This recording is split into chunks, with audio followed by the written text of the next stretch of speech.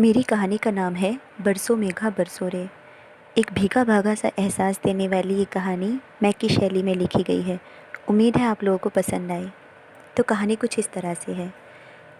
अगर मिंकू ने आवाज़ ना लगाई होती तो आज मुझे कीचड़ में गिरने से कोई नहीं बचा सकता था। जाने कहाँ खोई हुई थी मैं। उफ़, ये बरसात क्यों होती है? जहाँ देखो बस पानी ही पानी और ये डगमगाती सड़कें। पानी पड़ते ही जैसे खुद की जान बचाने की गुहार करने लग जाती है। उफ़, ये सावन का महीना कितना बुरा होता है। फिर से आ गया। अब झेलो इसे 4 महीने तक।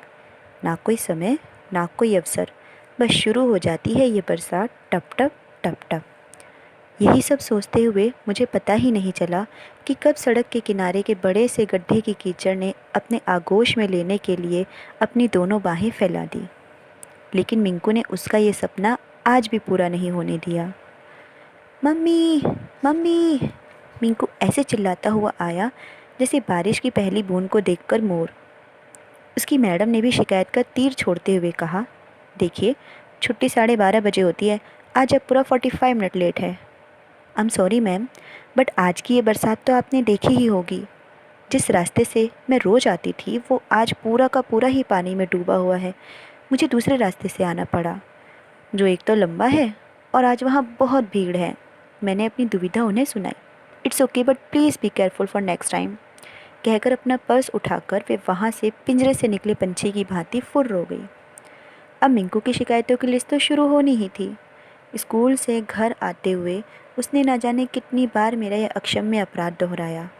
मम्मा, आज आप इतना लेट क्यों हो गई? उसने अपने दोनों होठों को सिकोड़कर बच्चों की सी सरल भावना के साथ कहा। बेटा, मैंने बताया ना, आज रोड वाली जगह पर पानी ही पानी भर गया था तो मुझे मार्केट वाले रास्ते से आना पड़ा। तो आपको थोड़ा और जल्दी निकलना चाहिए था। पता है, सबके पेरेंट्स आ गए थे और नीलेश, नीता, राज, अनन्या के पेरेंट्स भी बस 20 मिनट ही लेट हुए थे। आप ही 45 मिनट लेट हो।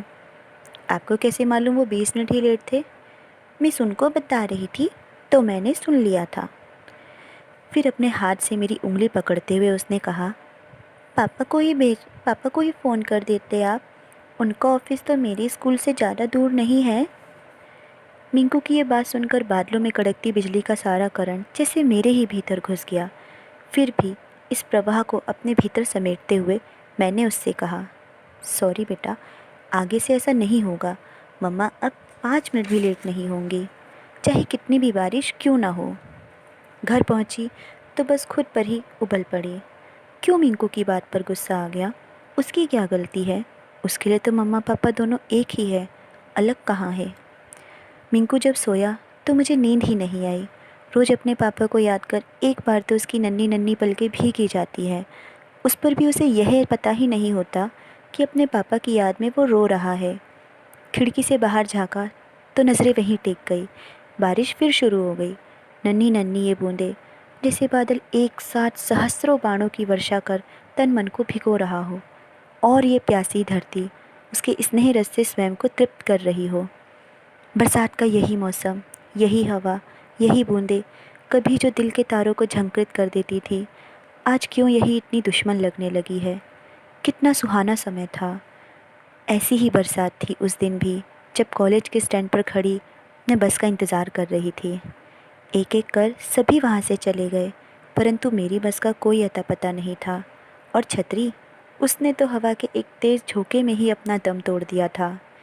बस के उस टूटे फूटे स्टैंड ने भी अपनी लाज रखने के लिए मुझे बरसात से बचाने का भरसक प्रयत्न किया, किंतु उसके सारे प्रयास बारिश की बूंदों में बह गए। जब बहुत देर तक भी बस नहीं आई और बरसात ने भी रुकने का नाम नहीं लिया, तो दिल घबराना स्वाभाविक ही था। तभी अचानक किसी का दबा हुआ स्वर सुनाई पड़ा। Excuse me. यस। क्या आपको गांधी चौक जाना है? हाँ। मुझे भी बस उससे एक स्टैंड आगे जाना है और हमारे रूट की बस अभी तक नहीं आई है। फिर फिर इफ़ यू डोंट माइंड, हम लोग एक ऑटो बुक करके चल सकते हैं। सूरत जानी पहचानी ही थी, पर आवाज़ नहीं। जब हम रोज़ाना सफ़र करते हैं तो कुछ ऐसे जाने पहचाने अजनबी मिल ही जाते हैं। भले ही जाना पहचाना हो, लेकिन था वो अजनबी ही। मेरी ओर से कोई जवाब ना सुनकर वह खुद ही सकपका गया। अब इसे ईश्वर की नियति कहूँ या इत्तेफाक, मेरी बस भी तभी आ गई।